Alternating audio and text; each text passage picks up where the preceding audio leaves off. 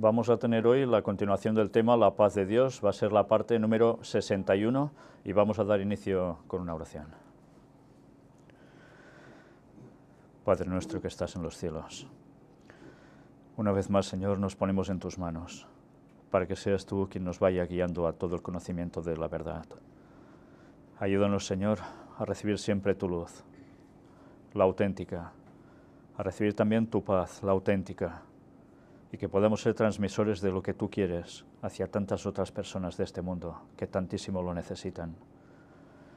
Ayúdanos a transmitir tu mensaje de salvación a este mundo que está a punto de perecer, para que muchos más puedan ser salvos y gozar contigo por la eternidad. Perdona nuestros pecados y que el Espíritu Santo ahora nos acompañe plenamente. En el nombre de Jesús te lo pedimos todo. Amén. Bien, ya sabéis que siempre hay dos imágenes ilustrativas. La primera es la que tenéis a mis espaldas. Esta. ¿Y en qué es esto? Podéis decir qué es. Muchas luces, ¿no?, extendidas por el mundo. No estoy diciendo que la Tierra sea plana, ya lo veis, es una esfera. Y tampoco que esté tendida en horizontal, sino que es un globo. Ya sé que cuando digo esto muchos se enfadan, pero es la verdad y no puedo decir otra cosa. Y a todos aquellos que siguen buscando textos bíblicos para querer creer otra cuestión, pues lo siento por ellos, pero están realmente equivocados. Y por desgracia debo decir esto desde aquí, porque no sabéis el daño que está haciendo este sofisma, precisamente. Y por desgracia la gente no sabe de dónde surge. Quizás algún día deberemos tratarlo en una conferencia especial para destapar otra artimaña de Satanás, que parecía que se iba a concluir pronto y por desgracia todo lo contrario, se está expandiendo incluso entre los seguidores del pronto regreso de Cristo en 2031. Y no sabéis el daño que esto está causando, porque muchas personas ya nos engloban en lo mismo, y nosotros no vamos por este camino, ni pensamos ir nunca, porque no es verdad. Una vez dicho esto, ¿por qué esas luces en todo el mundo? ¿Qué hay repartido por el mundo? ¿Y qué hay que debe brillar por todo el mundo? Claro, sí, podemos decir bombillas, vale, muy bien. Pero las personas, los auténticos cristianos, deben ser esas luminarias para el mundo. Y hoy vamos a verlo como Filipenses capítulo 2 trata de ello. Esas lucecillas que veis ahí deberían ser la representación de cada uno de nosotros, estemos donde estemos. Luz para un mundo lleno de oscuridad. Pero hay otra imagen, la de portada, donde evidentemente vemos mucha gente puesta de rodillas, inclinándose hacia alguien, hacia el Salvador. Y también vamos a tratar de esto, porque también aparece en Filipenses capítulo 2. Pero antes de todo ello, vamos a hacer el repaso de unos 15 días hasta ahora, donde no hemos tenido este tema, la continuación, sobre esas noticias plagio satánico de la paz de Dios. Y desde luego son numerosísimas. Los obispos de Venezuela, no otra constitución, sino alimentos, medicinas, paz y elecciones justas. Fijaos cómo están presionando ellos a un gobierno. No creáis que lo que pasa en Venezuela está pasando porque sí. Y eso sí, seguridad, paz, cómo no. Seguridad, paz, lo repiten, ¿no suena de nada? Y más paz, claro. Trump, Estados Unidos busca una coalición de naciones en Oriente Medio para luchar contra los extremistas, lo que dicen una OTAN de los países árabes. Pues, ¿de qué iba a tratar también todo esto? Para lograr la paz. Ya veis que estamos cogiendo distintos puntos del planeta, lo está abarcando todo esto. Y claro, ahora ya vamos directamente a las cuestiones del Papa también. República Centroafricana, China y consistorio. ¿Y de qué iba a hablar el Papa también con todo esto? Pues el tema de paz, y con implicación en estos países que hemos visto. Trump aterriza en Israel. Solo podemos alcanzar la paz si trabajamos juntos. Esto ha sido una de las noticias más extraordinarias de estos últimos días. Ver precisamente a Donald Trump en un lugar en concreto, que ya tuvimos que mostrar en la última conferencia de noticias de actualidad, no en la última, en la penúltima, la 302, y desde luego es súper significativo lo que allí iba a pasar.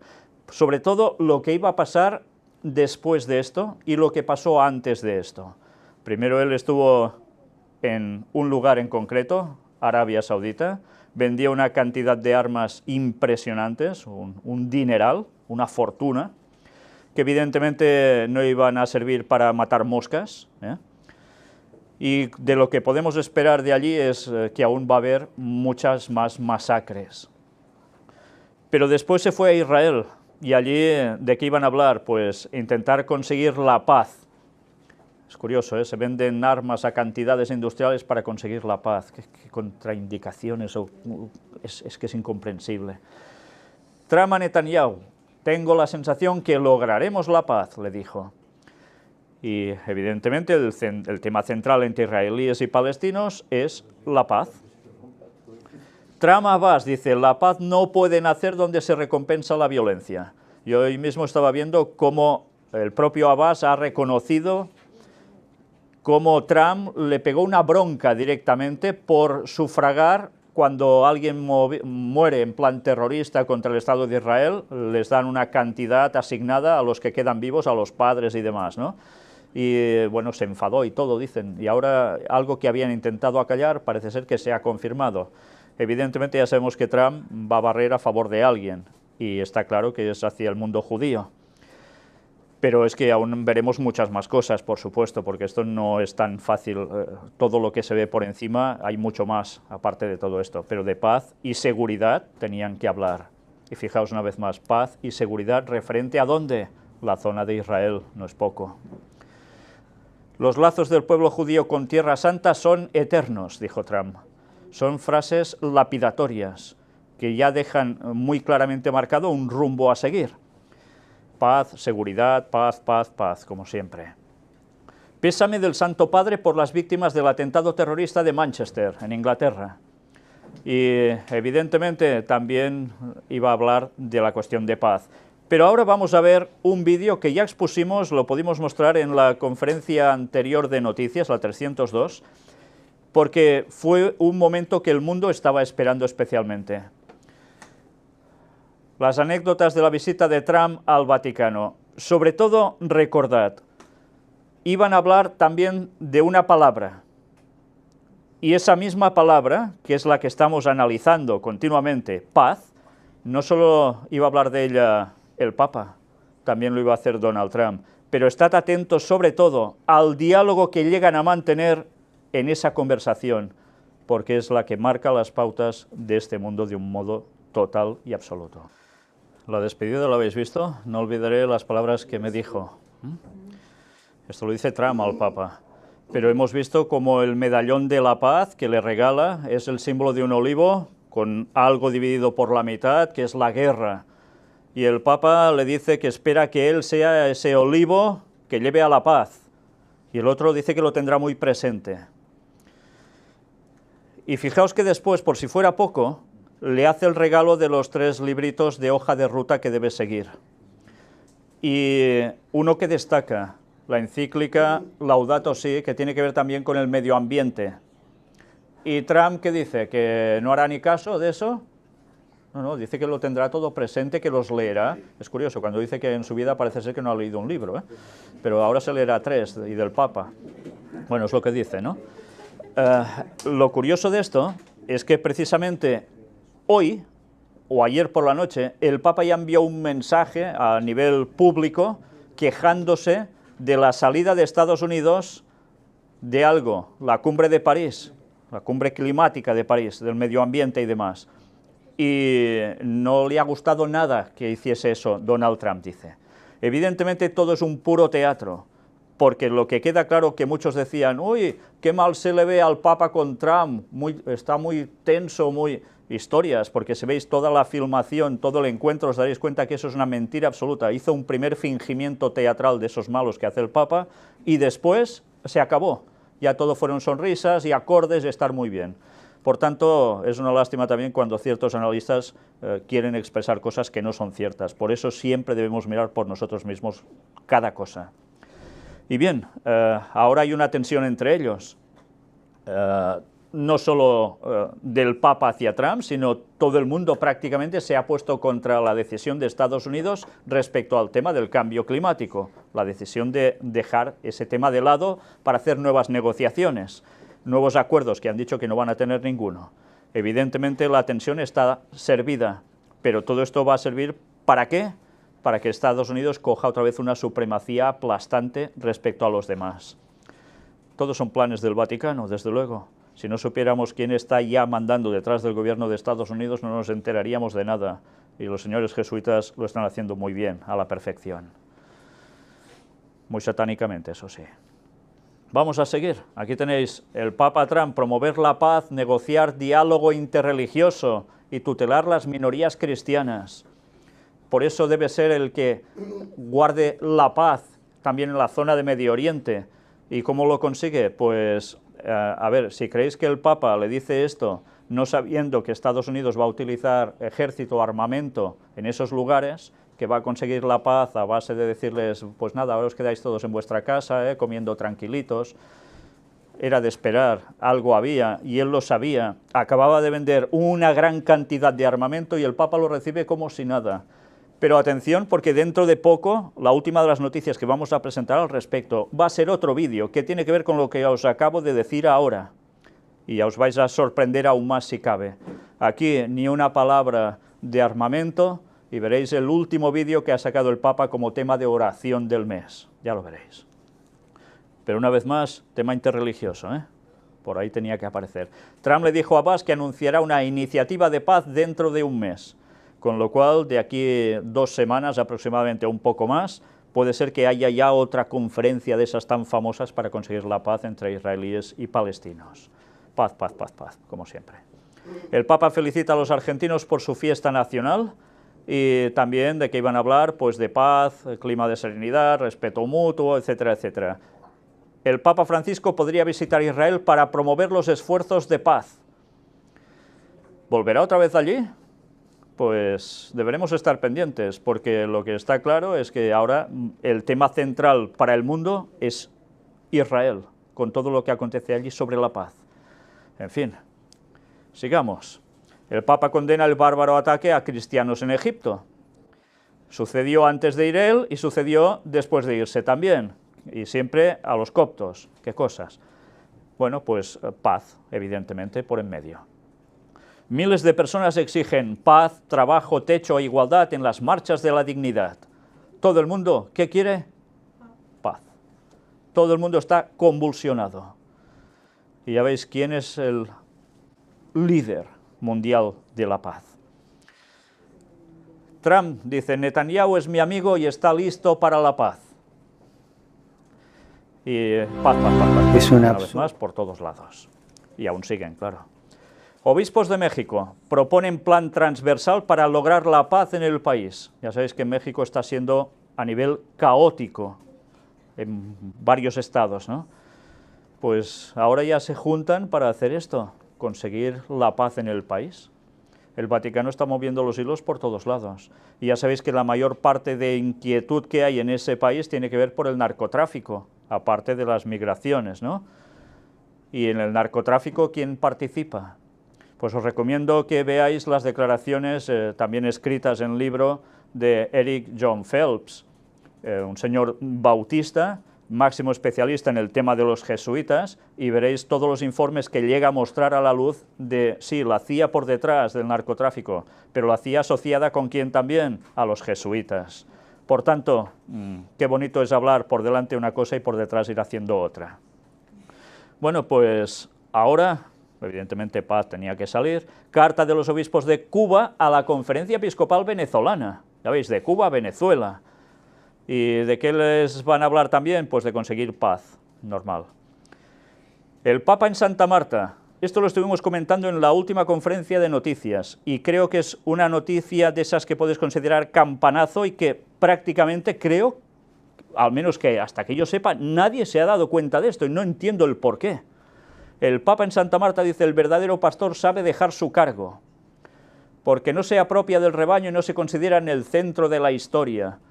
En definitiva, cuando veis todo esto, o cuando miréis la conferencia 303 de noticias, veréis que lo que está anunciando, más que probablemente, es que él va a pasar a ser otro papa emérito, como Benedicto XVI.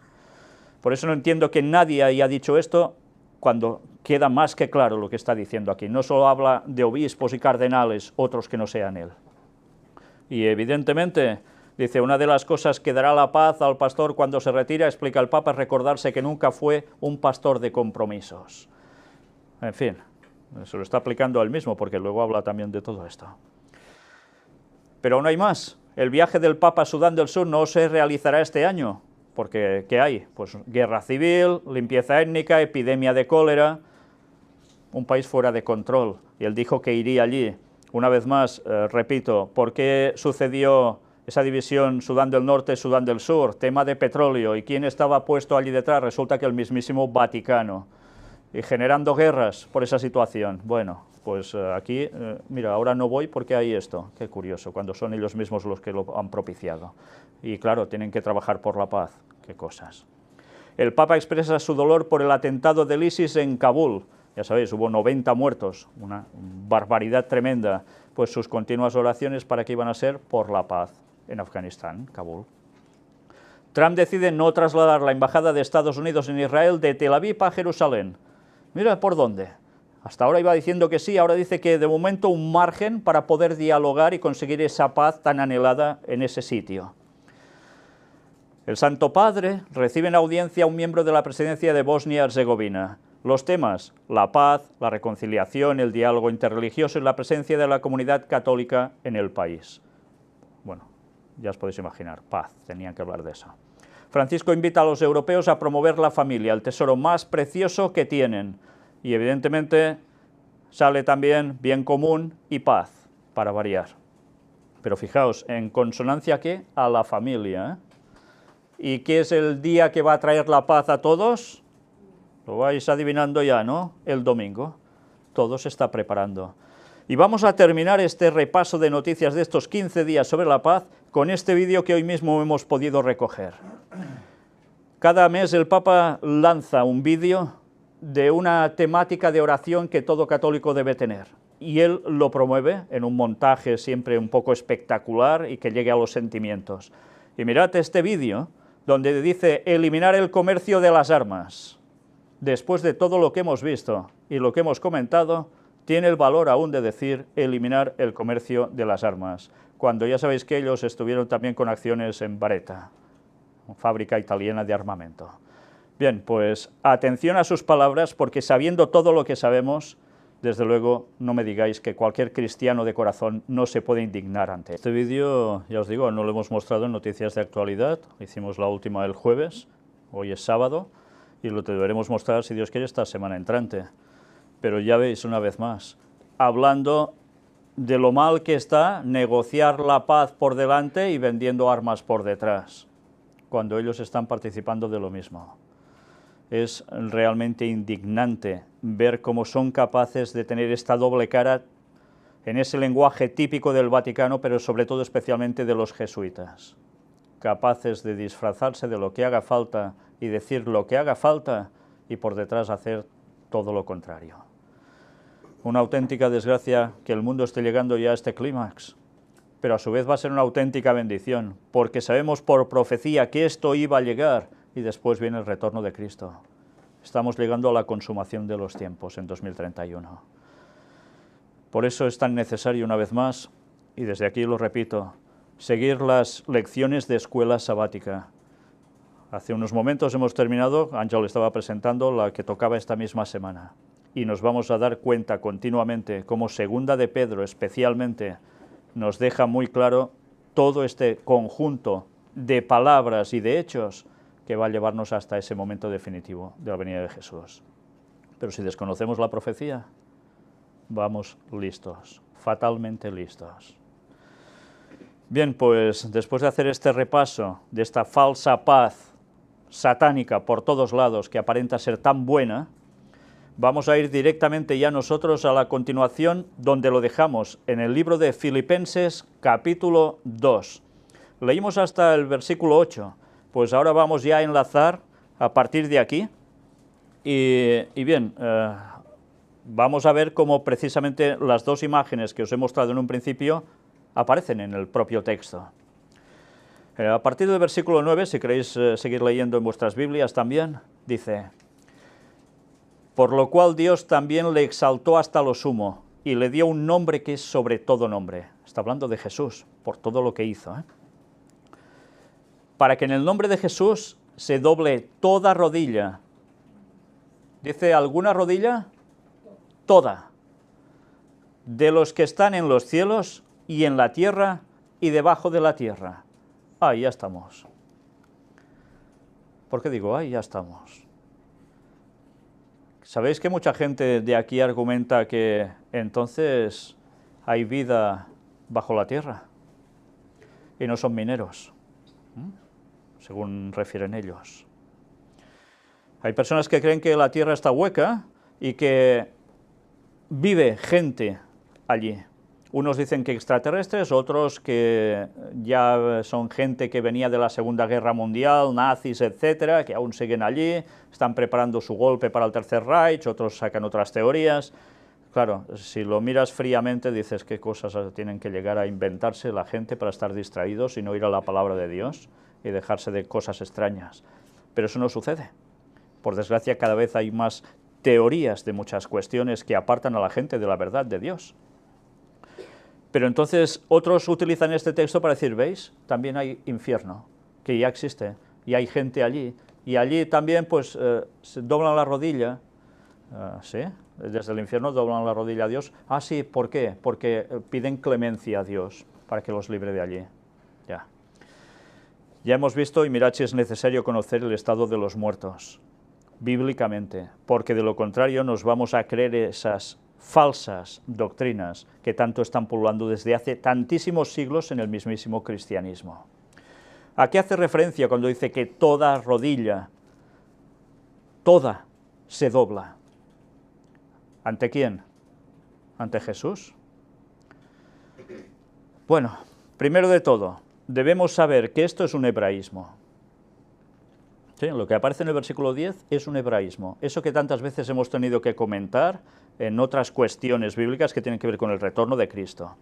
Y el hebraísmo consiste en que este tipo de lenguaje, de cielos, tierra y debajo de la tierra, abarca la creación entera. Si desconocemos qué es un hebraísmo que implica eso, ya automáticamente es cuando la gente empieza a formularse, bueno, pues será que quiere decir que están en el infierno quemándose, se doblan de rodillas, etc. No, no, es un hebraísmo que quiere decir toda la creación. Aparte de esto, evidentemente hay un lenguaje figurado también de ese reino de los muertos. Pero los muertos están muertos, y cuando se le llama reino de los muertos no es porque estén allí alguien reinando y los otros por allí dando vueltas, sino porque sencillamente es el lugar donde están los muertos. Pero los muertos ni sienten, ni oyen, ni nada de nada. Bien, pues mirad si es interesante saber estas cosas, porque tantísimas veces pasan totalmente por alto para muchos los hebraísmos. Fijaos que está muy bien conocer los textos bíblicos, pero debemos conocer aún más allá de los propios textos bíblicos, saber el lenguaje de la época, qué querían decir, para no caer en falsas conclusiones. Y sigue diciendo, y toda lengua confiese que Jesucristo es el Señor para gloria de Dios Padre. Fijaos, ¿en qué tiempo lo está diciendo esto? Y toda lengua confiese. Es un futuro. ¿Y a qué hace referencia? Cuando toda rodilla de todo ser humano se va a doblar ante Jesús. ¿Hacéis cálculos? Después del milenio. Cuando toda rodilla se doblará ante Él. Y toda rodilla está haciendo referencia a quién. Hacemos un poco de historia. Creo que es necesario una vez más recordar el estudio bíblico sobre el milenio, que la gente lo vea. Lo estuvimos presentando hace ya un buen tiempo atrás, unos años, y con textos bíblicos se muestra claramente que cuando haya el fin del milenio, o sea, ahora empezará el milenio en 2031, cuando acaben esos 1000 años y vuelvan a descender los salvos de todas las épocas junto con la Nueva Jerusalén, se van a levantar ¿quién? los impíos de todas las épocas que murieron y no resucitaron con la segunda venida de Jesús. Y estos van a ser engañados por Satanás, y Satanás les dirá cuando los vea resucitados: yo os he resucitado, vayamos a por ellos, contra la Nueva Jerusalén, contra el reino de Dios y su pueblo.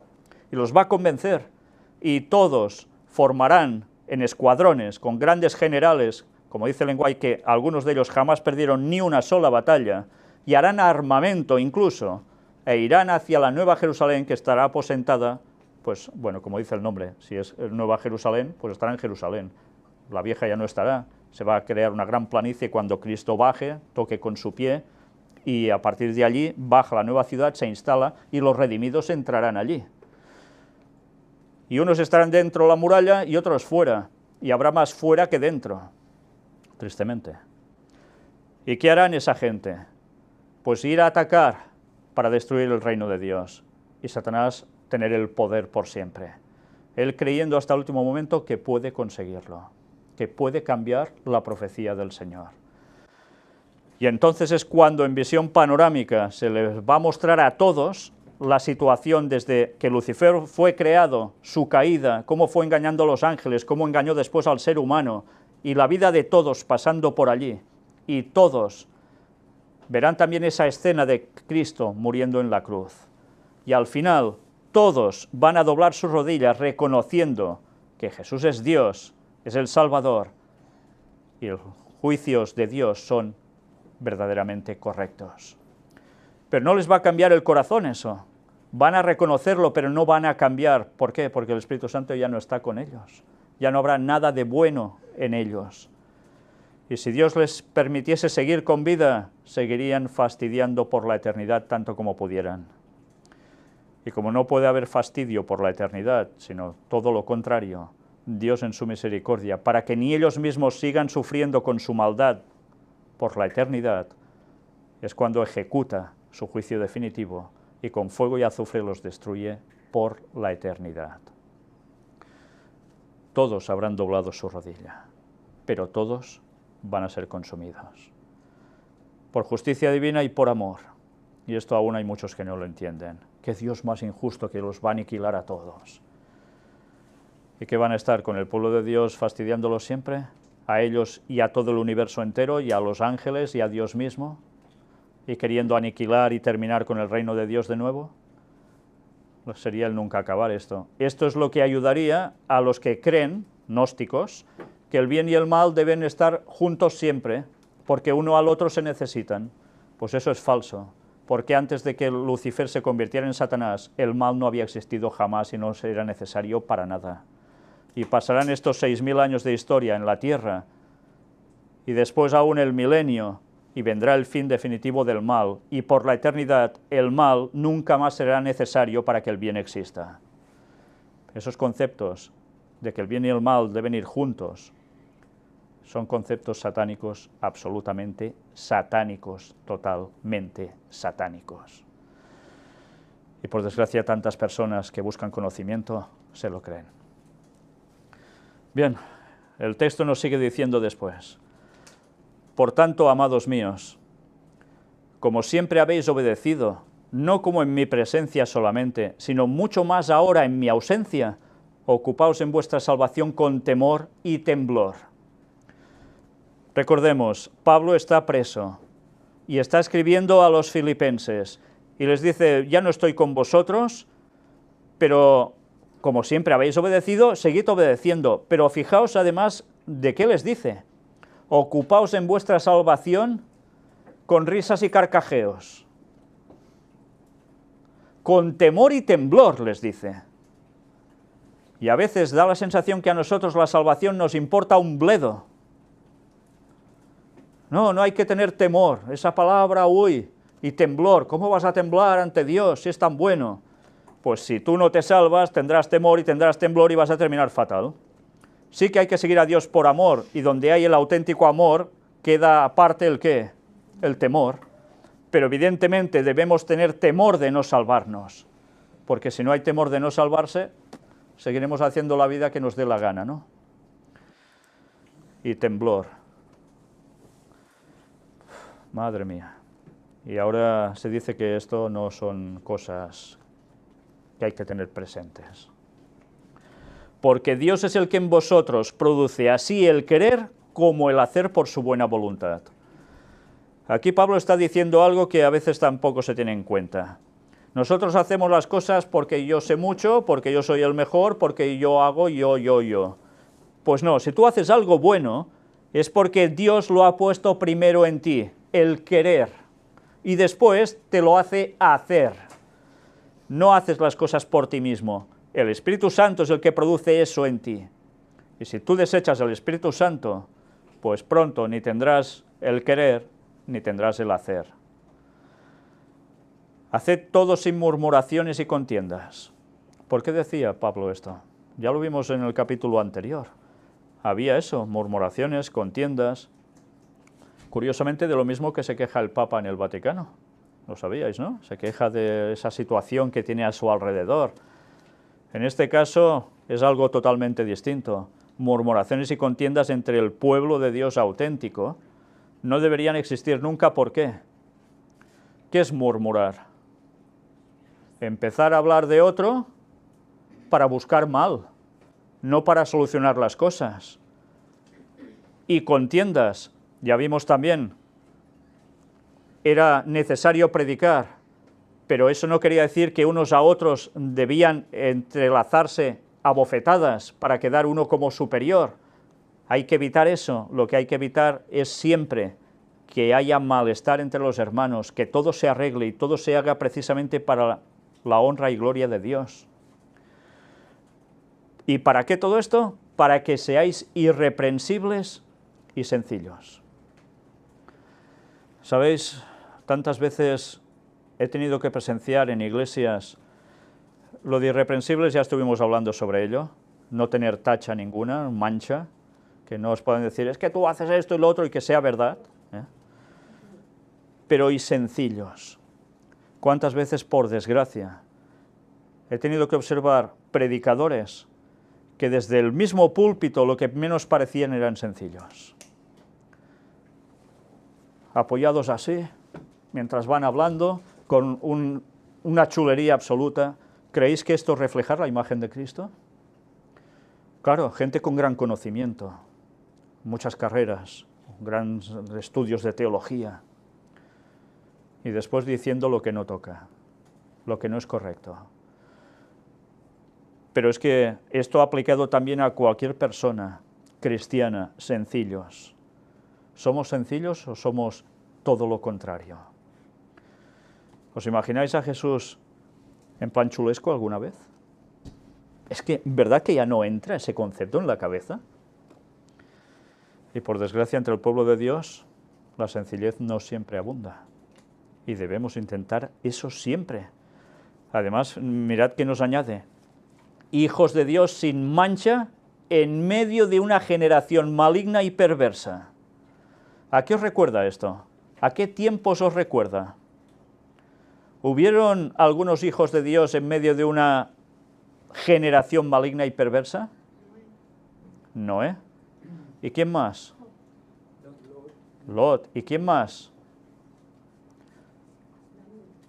¿Alguien antediluviano también, especialmente? Enoc.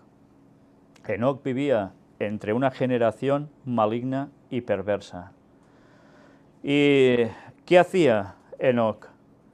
¿Estaba siempre entre la gente maligna y perversa? Normalmente estaba siempre aislado, en su lugar en el campo, en la montaña.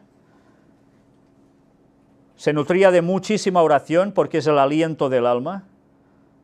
¿Y después qué hacía? Me quedo como ermitaño allí y ya vendrán si quieren. ¿No? Bajaba a las ciudades a predicar. Y estaba un tiempo predicando entre la gente, pero tampoco exageradamente para no contaminarse con todo lo que se estaba viendo y haciendo a su alrededor. Y a veces conseguía que algunos fueran con él, donde él estaba, a su refugio, de hecho. Y allí aprendían más cosas, porque a Enoc se le mostró, al igual que Noé, que habría un diluvio. Y Ellen White lo dice claramente en Patriarcas y Profetas. Antes de Noé, Enoc ya sabía que habría un diluvio. por supuesto, y una segunda venida, sí. Porque ya dijo, séptimo desde Adán, Enoc, lo registra Judas.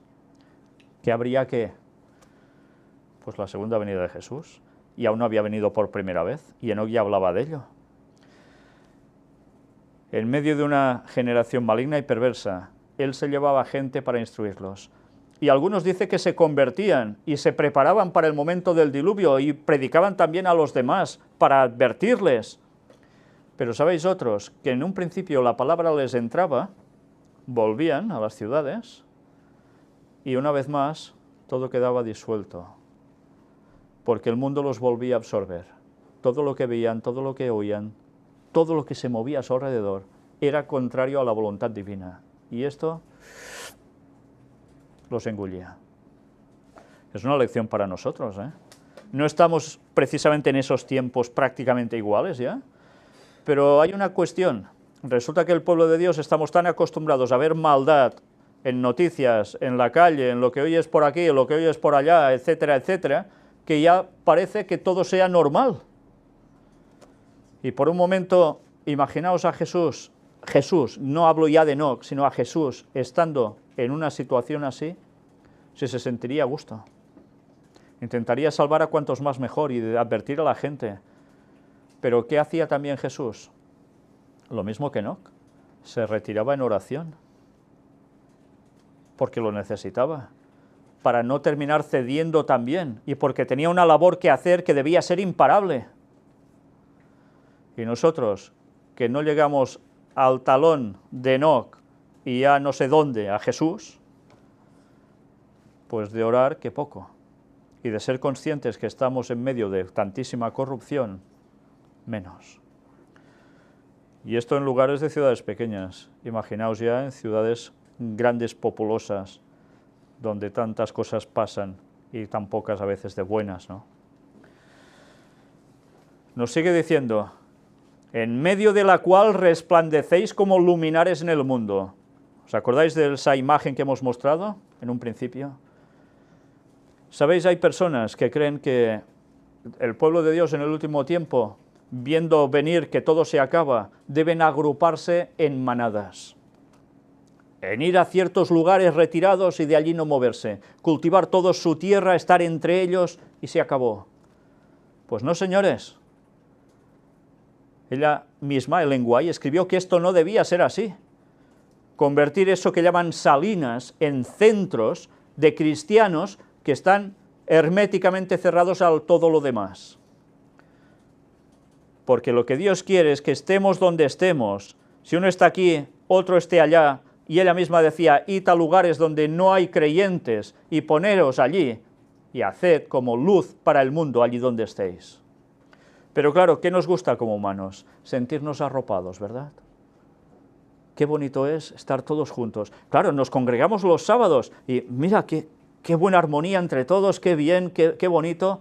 Pues así cada día, tiene que ser alucinante. Pero esto no es lo que quiere Dios. Dios quiere que estemos uno aquí, otro allá, y en medio de la oscuridad del mundo brillemos con esa luz, dando un mensaje que el mundo necesita. ¿Cómo vamos a llegar nosotros a personas que están en otro lado? Sí, por internet, vale. Pero si no tienen internet aún, hay que ir hasta ellos de algún modo. Hay que abrir obra, hay que ser luz en todas partes. Pero eso sí, hemos de ser luminares en el mundo, que resplandezcamos, porque como vayamos a un lugar y demos unas palabras y un ejemplo nefasto, pues ¿qué vamos a ser? En vez de ser luz, vamos a ser tinieblas. Una vez más, fijaos si es importante tener el carácter cristiano, porque no os van a mirar solo por lo que aparentáis, que también, la imagen hay que cuidarla por eso, sino por los hechos, por lo que habléis, por cómo os mováis, por todo vais a ser analizados. Y si vuestro mensaje es de salvación, debe ir acorde toda vuestra persona con ello. Y eso, todos debemos reflejar eso. Es la forma de atraer a la gente y que se den cuenta que verdaderamente hay un pueblo de Dios que es distinto al resto del mundo. La gente es atraída cuando ve la semejanza a Cristo. De lo contrario, de nada sirve. ¿Cuánto nos queda, no? Aún. Y nos dice, asidos de la palabra de vida. ¿Cuál es la palabra de vida? Las palabras que pronunció Cristo. Pero son las que pronunció y que están registradas en los 4 evangelios o en Apocalipsis. Es en la palabra, en la Biblia en general. Esa es su palabra. Nos hemos de coger de lleno de la palabra de Dios. Y no, mira, ahora esto sí porque me interesa y ahora esto no porque me molesta. No podemos hacer eso, hemos de cogernos de lleno a la palabra suya. ¿Para qué? Para que en el día de Cristo yo pueda gloriarme de que no he corrido en vano, ni en vano he trabajado. ¿Cuál es ese día de Cristo? ¿Cada sábado? ¿Está haciendo referencia a eso aquí? El día de Cristo es el día del retorno de Cristo, la segunda venida. Y él se estaba dirigiendo a los filipenses y decía, todo esto, que hiciesen esto, ¿para qué? Porque él mismo decía que se pueda gloriar en ellos. No gloriarse porque, mira, os he salvado yo, no, ¿qué va? Sino de felicidad, para saber que todo lo que él había pasado no era en vano, todo lo que había corrido. Una vez más hace referencia al atletismo, a las olimpiadas griegas, las carreras. ¿Qué tenía que hacer el que corría? Solo llegaba un día allí porque hoy hay carrera y me presento y ala, empiezo a correr. No, se preparaba previamente, durante muchísimo tiempo. ¿Y cómo se preparaba? ¿Habéis visto imágenes de cómo se preparaban los griegos para las olimpiadas? Sí, se cuidaban en la comida. Pero ¿sabéis que también hacían gimnasia? Hay mosaicos donde aún se ven griegos haciendo pesas. Se cuidaban en todos los niveles para estar a tope para ese día de la carrera poder ganar. Porque solo vencía uno, el resto nada. En la carrera cristiana es otra cosa. Podemos vencer todos, si queremos, con la ayuda de Dios. Pero para correr se sacrificaban de muchas cosas. Mientras los otros, a saber qué hacían, ellos eran disciplinados, con un entreno continuo. Y eso es un sacrificio. Y él se preguntaba, ¿habrá valido la pena todo ese sacrificio que he hecho por vosotros? Ni en vano he trabajado. Todo ese trabajo que Pablo tenía, siempre de estar por ellos, de predicar, de alentarles, de amonestarles, ¿sería todo en vano? Él no quería eso para ellos, él los amaba y quería gloriarse en la salvación de ellos. Y aunque sea derramado en libación sobre el sacrificio y servicio de vuestra fe, me gozo y regocijo con todos vosotros. Vuelve a salir la palabra libación, ¿eh? Ya sabéis, la libación, verter, podía ser agua o vino sobre el sacrificio. Precisamente hace pocos meses pudimos mostrar las imágenes de las personas que quieren construir el tercer templo de Jerusalén haciendo una libación. Bueno, pues, ¿qué es eso? Pues que él se entregaba plenamente sobre el sacrificio. ¿Qué sacrificio? Pues podía ser el de Cristo, el de él mismo, el de dar el mensaje por los demás, y servicio de vuestra fe. Lo hacía todo, se entregaba a todos por ellos, por su fe. Y dice, me gozo y regocijo con todos vosotros. ¿Estaba contento? No, para ver cómo los demás andaban bien y iban a ser salvos. Era súper feliz. ¿Sabéis lo peor que puede pasar a cualquiera que se dedique a dar la palabra de Dios a los otros continuamente? Es no ver ningún fruto. ¿Sabéis? Alguna persona me ha dicho que desde que lleva años siendo adventista, que ha hablado a muchísimas personas, muchísimas a lo largo de su vida, pero que jamás ha visto una sola conversión. Y ¿sabéis? Desalentado, claro. ¿Cómo puede ser que ven el mundo como va, les digo esto y nadie quiere reaccionar? Todos quieren seguir haciendo su vida. Y les das el conflicto de los hijos y dices, sí, ya me lo leeré. Y pasa el tiempo y no se lo han leído. Y les dices, mira que esto está escrito en la Biblia, y les es exactamente igual. Y eso desalienta. Es que, claro, al final uno ya se plantea, ¿estoy dando bien el mensaje? ¿Fallo como persona? ¿Qué es lo que falla para que nadie reaccione? Bueno, nosotros hemos de hacer nuestra parte, y el Espíritu Santo hará la suya. Y quizás algún día habrá frutos de toda esa labor que se ha hecho y que parecía que para nada crecía lo que se plantó. Hay que dejarlo todo en manos de Dios. pero nosotros debemos hacer toda nuestra parte. Y desde luego, ¿no hay gozo y regocijo cuando la gente que ha recibido la palabra sigue en el camino hasta el final? Es lo mejor que nos puede pasar. ¿Sabéis? Cuando dais el mensaje a alguien y ese alguien acepta el mensaje, se bautiza, pasan los años, sigue firmes en la fe, siguen siendo después puntales para otros, etc., es la mayor alegría que hay. Es que esto nada en el mundo lo equipara. Y asimismo gozaos y regocijaos también vosotros conmigo. Les está alentando a hacer lo mismo, a sentir lo mismo que él. Espero en el Señor Jesús enviaros pronto a Timoteo, para que yo también esté de buen ánimo al saber de vuestro estado. Ya sabéis, en esa época no había internet para poder hablar a través de sistemas que hay, ni de teléfonos. ¿Y qué tenía que hacer para enterarse? Pues enviaría ¿a quién? A Timoteo. ¿Y quién era Timoteo? Era un chico joven que había sido, ¿el qué? Al lado de Pablo. Alguien muy, pero que muy entregado a la causa, apoyando a Pablo en todo y recibiendo los consejos de Pablo. Pero era un chico súper entregado al Señor. Y dice que lo iba a enviar para saber de qué, de cómo estaban. Estaba interesado en todos. Y esto es muy bonito, saber que aún hay un interés. Y fijaos, enviar a Timoteo quería decir que a Timoteo le tocaba hacer algo que tú, Javi, sabes muy bien, que es andar y pegarse unas caminatas tremendas de un sitio a otro, ¿verdad? Y hacía eso Timoteo. Todo para recibir buenas nuevas de un lado y transmitir también lo del otro. Y Timoteo, que era alguien tan especial para Pablo, era como si se enviara él mismo.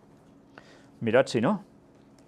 Pues a ninguno tengo del mismo ánimo y que tan sinceramente se interese por vosotros. O sea, confiaba en Timoteo de un modo total.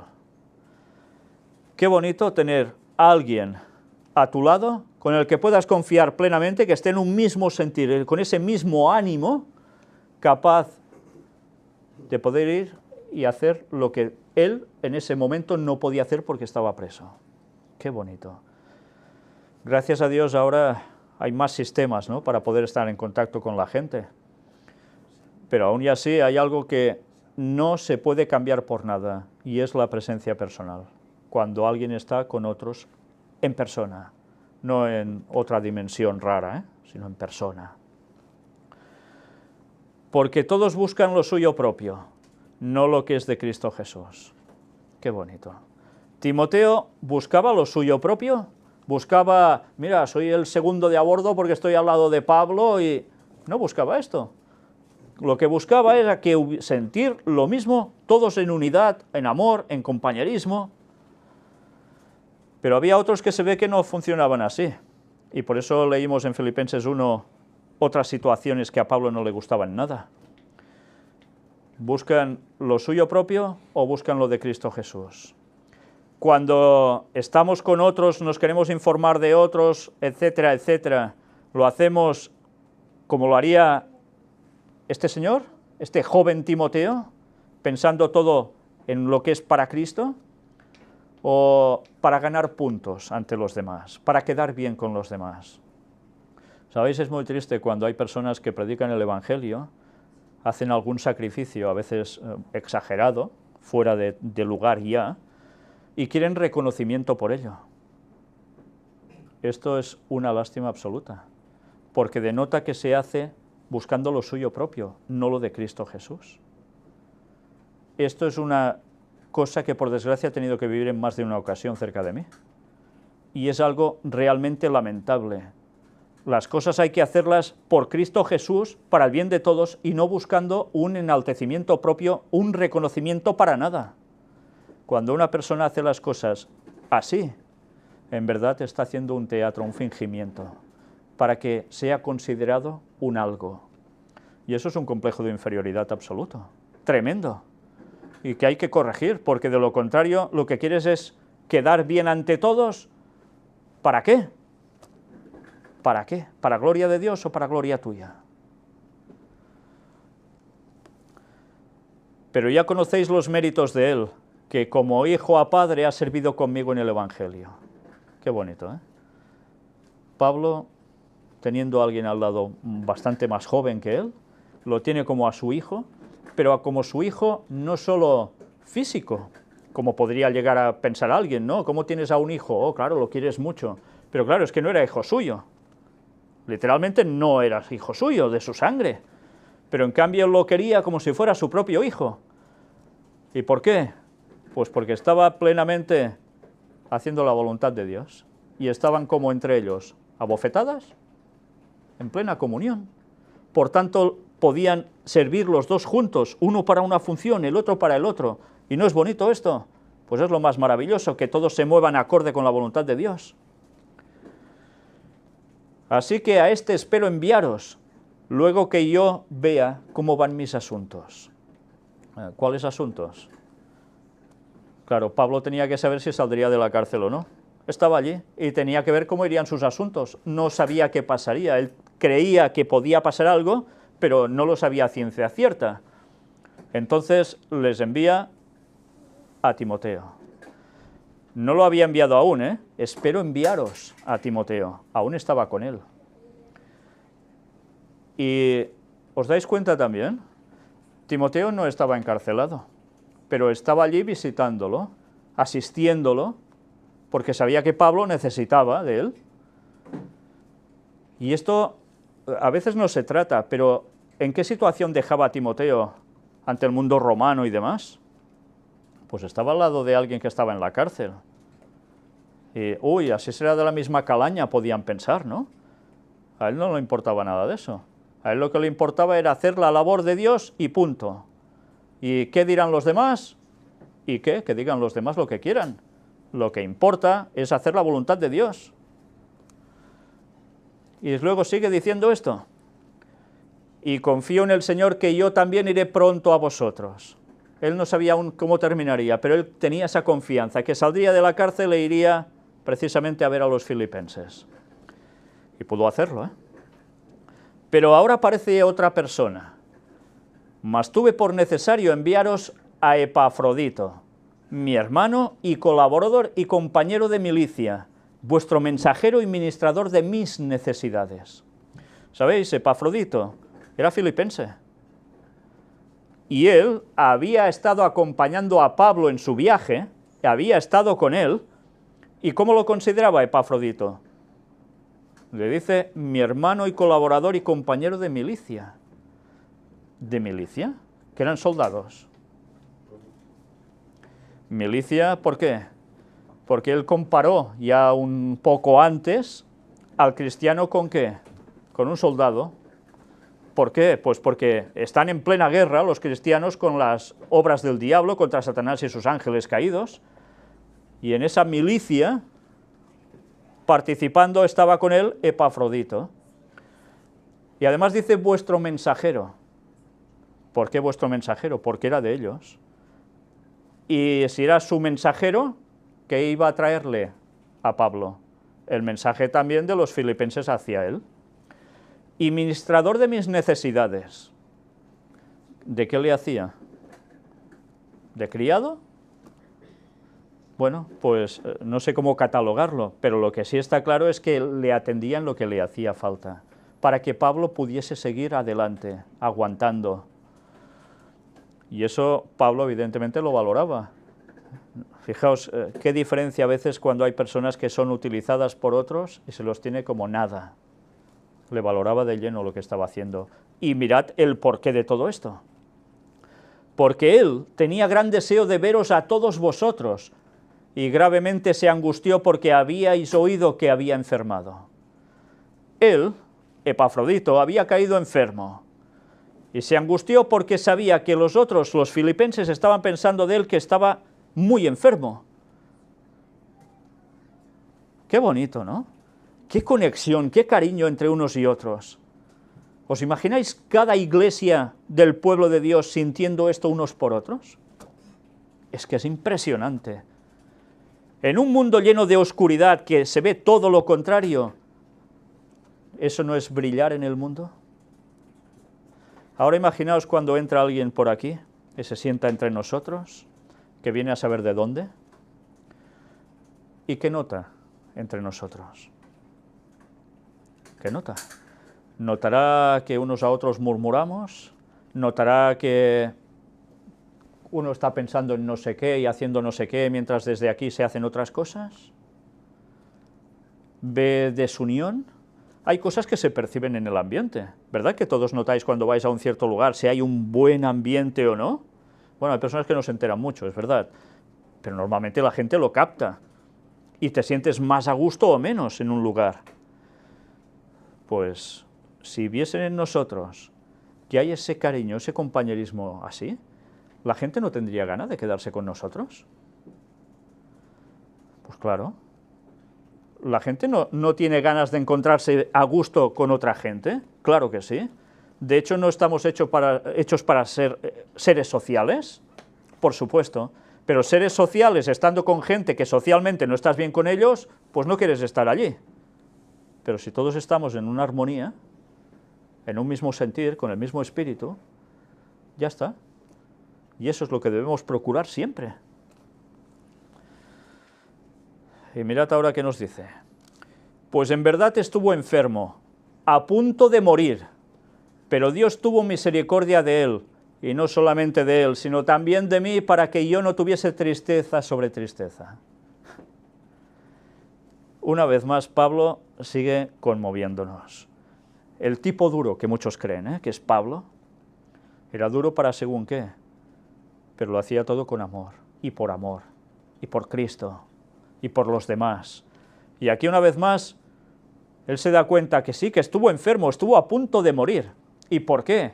Pues para servir a Pablo en todo. ¿Creéis que era fácil pegarse esas caminatas en esos tiempos, con peligro de asaltantes, de enfermedades, de fieras, de cualquier cosa, y encima gente que te podía matar por tu creencia? No era nada fácil. Y él, Epafrodito, estuvo haciendo la labor a tope, pero cayó enfermo al final. A saber en qué circunstancias tenían que dormir, a saber en qué circunstancias tenían para comer o para beber, cayó enfermo. Y al final, ¿qué siente Pablo por él? Dice, pero Dios tuvo misericordia de él. Si no hubiese tenido misericordia, se hubiese muerto. Y además, y no solamente de él, sino también de mí. ¿Y por qué de Pablo tuvo misericordia ante eso? Para que yo no tuviese tristeza sobre tristeza. Porque si se hubiese muerto Epafrodito, Pablo hubiese quedado realmente triste. Porque lo amaba, evidentemente. Estaba haciendo una labor necesaria que otro quizás no podía hacer. Y eso hubiese entristecido mucho a Pablo. Tenía una persona a su lado que valía muchísimo, y lo quería tener a su lado aún. Y mirad ahora qué dice, así que le envío con mayor solicitud, para que al verle de nuevo os gocéis y yo esté con menos tristeza. Aquí Pablo aún no había enviado a Epafrodito, les dice que se le iba a enviar a ellos. ¿Y para qué? Para que al verle de nuevo os gocéis. O sea, Epafrodito, ¿era querido o no en Filipos? Pues sí, era querido. Y los otros estaban deseando que llegara para alegrarse. Pero además, ¿quién se alegraba? El propio Pablo, dice, y yo esté con menos tristeza. Porque sabría que Epafrodito llegaría allí, les transmitiría los mensajes, los escritos que daba para ellos, les alentaría, y eso haría que Pablo mismo ya no tuviese esa tristeza de estar a distancia con quienes lo habían ayudado tanto.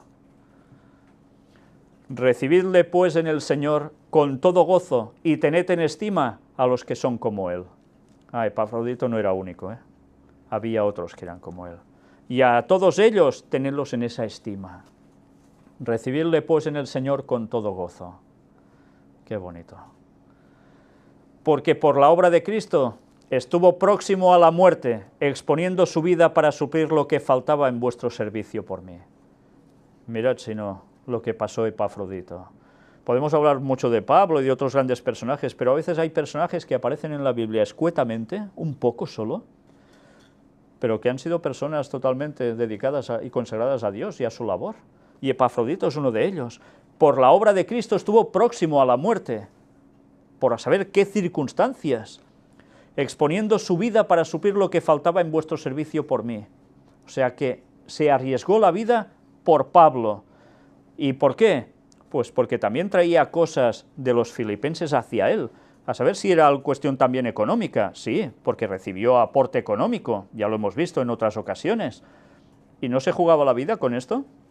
Hombre, imaginaos, vas cargado de dinero, o con una cierta cantidad, la que sea, y tienes que pasar no sé cuántos kilómetros por lugares súper complicados, que alguien te puede atracar, te pueden asesinar, y tú lo haces, ¿por qué? ¿Porque cobras una comisión? No. Lo haces por amor, porque sabes que eso es necesario en el otro lugar, y él se jugaba la vida así, por el servicio. Qué bonito. Pues bien, Filipenses 2 termina aquí. Y el próximo día, si Dios quiere, tendremos la continuación, el capítulo 3, donde vuelven a salir esas palabras de Pablo, tan maravillosas, de esas que son versículos para memorizar para cualquier cristiano, en las cuales nos podremos gozar y podremos reflejarnos y podremos también analizarlas, para ver si aún nosotros estamos en ese objetivo de estar con Cristo o no. Vamos a terminar con una oración y pidiendo sobre todo la bendición de Dios sobre todos nosotros, sobre todo su pueblo, porque necesitamos como nunca que Dios nos bendiga. Necesitamos como nunca sentir lo mismo que Pablo sentía por Epafrodito, por Timoteo, por los filipenses, y que unos aquí y otros allá sigamos siendo luces para todo el mundo ante tanta oscuridad. Que Dios nos ayude a ello. Amén. Vamos a terminar con una oración.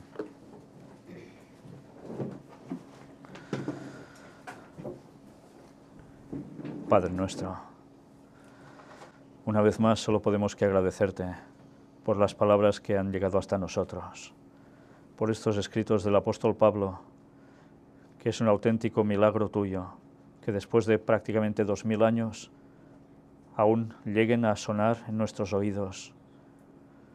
Y por eso te bendecimos, Señor, y queremos que nos bendigas a nosotros, porque alabado es tu nombre por encima de todo, por todo lo que has hecho por nosotros, enviando a tu Hijo por morir, porque menos merecía nada que somos nosotros. Pero lo diste por nosotros y Él se sacrificó.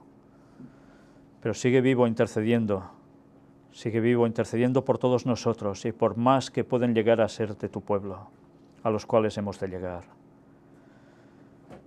Ayúdanos a ser humildes, sencillos, a no buscar nunca vanagloria, sino buscar sobre todo la salvación de muchísimos más.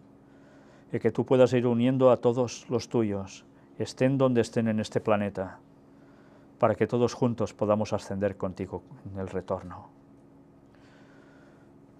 Perdona todos nuestros pecados. Ayúdanos a animarnos unos a otros, a alentarnos, y sobre todo teniendo presente que la vida eterna futura está muy, pero que muy cerca, y para eso queremos prepararnos y ver cómo muchos otros entran también por la puerta estrecha y consiguen por fin la salvación. Estate con todos nuestros parientes, nuestros amigos, por todos los que nos piden oración, por ellos, por otros, y que nosotros también nos ofrecemos a orar por ellos, porque necesitamos orar los unos por los otros, unos para que vengan a tu camino de salvación y otros para que se mantengan o nos mantengamos. A tu nombre, Señor, nos dirigimos, en el cual tarde o temprano toda rodilla se doblará. Y sabemos que para eso ya no falta tanto. Ayúdanos a estar contigo siempre. En el nombre de Jesús te lo pedimos todo. Amén.